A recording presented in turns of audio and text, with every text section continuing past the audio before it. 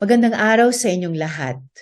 Maraming salamat, Likhaan, for organizing this event with our RH champions and stakeholders.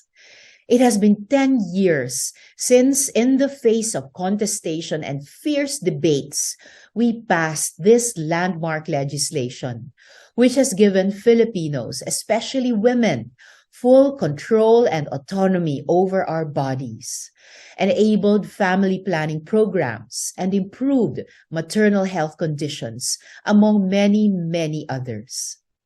But the law was just the beginning. The RH law still faces the uphill battle of full implementation. This is not to say that we have not made progress. Of course we have. In fact, I've been invited to more and more seminars on reproductive health education organized by youth groups. Nung gitna ng pandemya, may mga kababayan tayong tuloy-tuloy sa pagtulong na maparating ang mga reproductive health services sa mga kapwa Pilipino natin.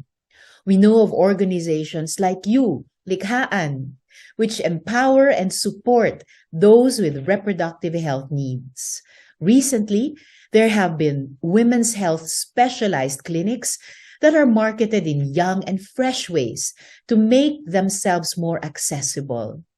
As time passes, the road remains difficult, but the progress is felt. The space for discussing reproductive health grows.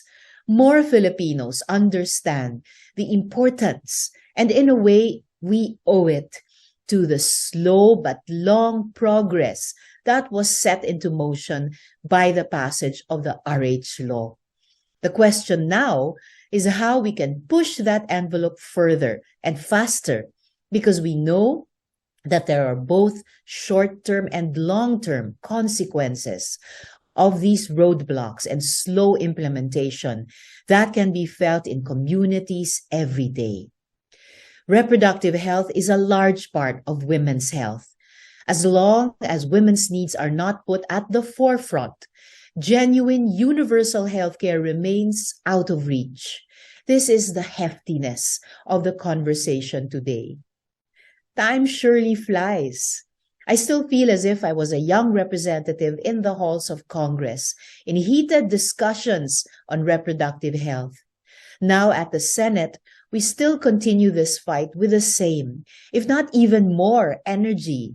As chair of the Committee on Women, Children, Family Relations, and Gender Equality, my office has passed legislation that we hope supports the goals of the RH law, such as the raising the age of sexual consent from 12 to 16 years, the Girls Not Brides law that insists on the protection of our children from being forced to take on adult roles against their will, and a work in progress, the anti-teen pregnancy bill that needs to be passed immediately and aims to educate, empower, and protect young teens, often from men who are much older than them.